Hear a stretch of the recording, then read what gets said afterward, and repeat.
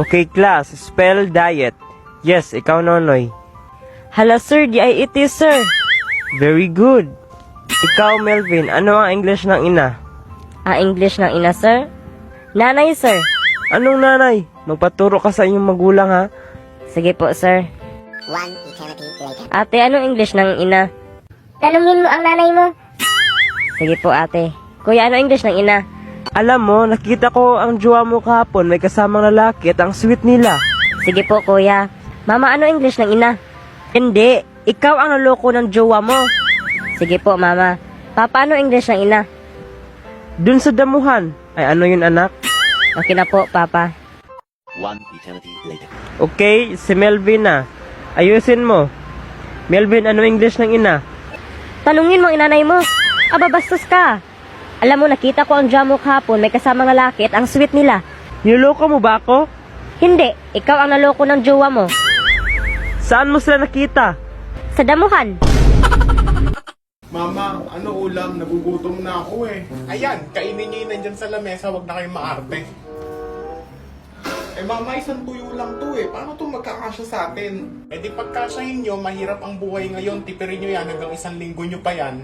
Mama, nagugutom din ako. Paano namin ni Kuya pagkakasyahin niyang ulam? Aba, ang kulit. Amoy-amoy nyo na lang. Kailangan natin magtipid. Lalo na pandemic, wala akong trabaho. Kaya kainin nyo yung nasa lamesa. Bunso, amoy na lang natin. Walang pera si mama eh. Tiyaga na lang tayo dito. Sige, kuya. Ikaw naman. Kuya, wag mong dilaan. Masyado kang magulang. Tiran mo naman ako.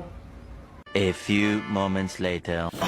Busog na ako. Tira naman natin to para mamayang gabi natin, bunso. Mabuti naman, naubos nyo. Tao po, kumare. Mare, andyan Si kumare yun ah. Hoy anak, bumili ka nga ng lechon, ice cream, at ilabas mo yung mga bago nating gamit. Nakakahiya naman sa bisita. Mag-tiktok muna ako. OMG, nanay, tinibagit ko nga. Nasagasaan. Bagit kong, nanay mo patay na. Okay lang yan. Ano okay, nanay mo yun? Baka prank naman to ni nanay. Tawagan ko nga. Hello, nay? Hello, bakit kong?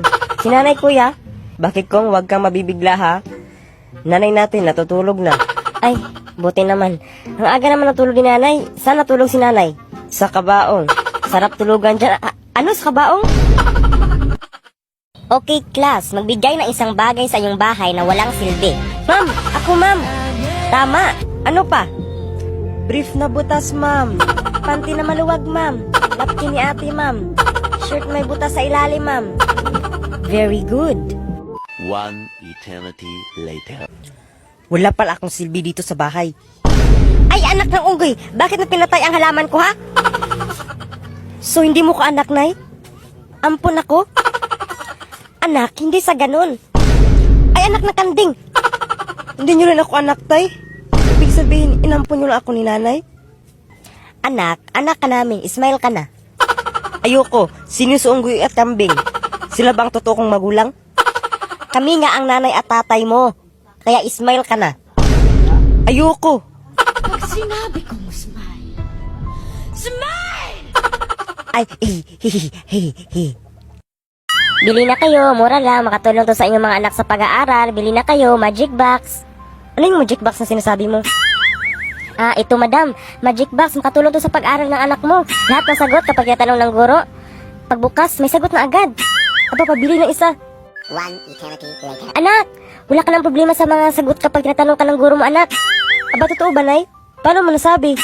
Dahil ang magic box ay makatulong sa'yo kapag tinatanong ka ng guro. Pagbukas mo, may sagot na agad. Totoo ba, nay? Try nga natin. Sino ang pinakachismosa sa buong barangay namin? Ang nanay mo. Totoo nga, nay. Hindi na ako kabahan kapag tinatanong ng guro ko. Salamat, nay. Okay, class, may katanungan ako sa inyo. Ano ang English ng sapatos? Ikaw, Melvin. Shoes. Shoes, sir. Very good, Melvin. Ito pa, ano ang English ng bahay? Ikaw, Nonoy. Kubo, sir. Mali. Ikaw, Melvin. House. House, sir. Very good, Melvin. Melvin, dahil ikaw ang magaling sumagot sa mga tanong ko, tara sa office. Ikaw ang pambato sa ating paaralan. Talaga ba, sir? Kailan po, sir? Ngayon din, tara sa office na tayo. Sure na ako, panalo na ako nito. Ay nga pala, Melvin, huwag kang magdala kahit anong gamit. Galingan mo ha, dahil ang makalaban mo ay ang pinakamatalino sa kailang paaralan. Melvin, ito ang tanong. 10 plus 5 times 30 minus 20 times 100. Anak, may bibigay ako sa'yo. Ito yun, Nay. Magic notebook, anak. Lahat ng tanong ng guro mo, maisagot niya. Talaga ba, Nay? Yes, makasagot na ako sa tanong ng aking guro. Ang gagawin mo lang, anak, i-close mo lang tong notebook, tapos kapag tinanong ka ng guro mo, tsaka mo nabuksan. Pagbukas mo, may sagot na agad. Totoo ba, Nay? I-try nga natin. Magic notebook, sino ang mas pangit sa amin, si nanay o ako? Si nanay. Totoo nga, Nay. Hindi nagsinungaling si Magic Notebook. Salamat, Nay. One eternity later. Okay, class, may katanungan ako sa inyo. Ano ang English ng bola? Ikaw, Melvin. Ball. Bull, sir. Very good, Melvin. Ito pa. Ano ang English ng bulaklak? Ikaw, Nonoy. Gumamila, sir. Mali, Nonoy. Ikaw, Melvin. Flower. Flower, sir. Very good, Melvin. Melvin, papuntahin mo ulit ang nanay mo dito. Opo, sir. Nay, pinatawag ka ng guro namin. Bakit? May ginawa ka naman kalokohan, oh. Bakit ako? Ikaw ang pinatawag, eh. Bakit, sir? Ano naman natin pag-usapan? Tungkol sa competition, Mrs., pwede bang si Melvin ang kunin kong pambataw laban sa pinakatapuan ng estudyante dito sa paaralan natin? Opo, sir. Ano ba kasi ang gagawin dyan? Sumayaw? Hindi, Mrs. Tanungin siya ng mahirap na tanong. Dahil bukas na ang competition, pupuntahin mo siya dito na walang dala kahit ano. Opo, sir. Tuloy na po ako. Anak, ikaw ang pambato ng school nyo. Talaga ba, Nay? Okay lang yan, Nay. Nandyan po si Magic Notebook. Sure ako, panalo na ako. Ay nga pala, anak. Wala ka palang dadalhin kahit anong gamit. Ano, Nay? Bukas na ang competition nyo. At ang makalaban mo ang pinakatapon sa paaralan nyo. Anak, may maibibigay ako sa'yo. Ano yun, Nay? Magic speaker, makatulong ito sa pag-answer ng mga tanong ng guro mo, anak. Wow, Nay. Hindi na ako ma-zero nito. Salamat, Nay. One eternity later. Okay, class. Ano ang English ng aso? Ikaw, Melvin. Magic speaker, ano English ng aso? Dog. Dog, sir. Very good, Melvin. Ito pa. Ano English ng pusa? Magic speaker, ano English ng pusa? Cat. Cat, sir. Very good, Melvin. Melvin, papuntahin mo ang inay mo dito. Sige po, sir.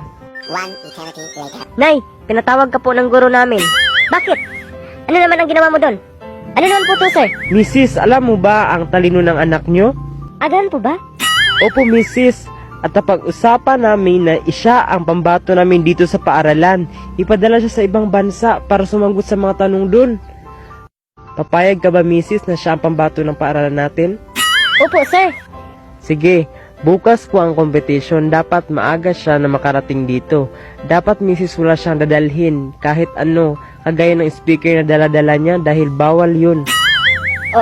Opo, sir. Uuwi na ako. Anak!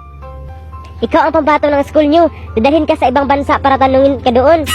Talaga ba, Nay? Walang problema yan, Nay. Kaya namin to ni Magic Speaker. Dadalhin ko naman ang Magic Speaker ko, di ba, Nay? Hala! Anak, ang sabi ng guro mo, wala kang dadalhin kahit ano. Ano? At bukas na ang competition nyo.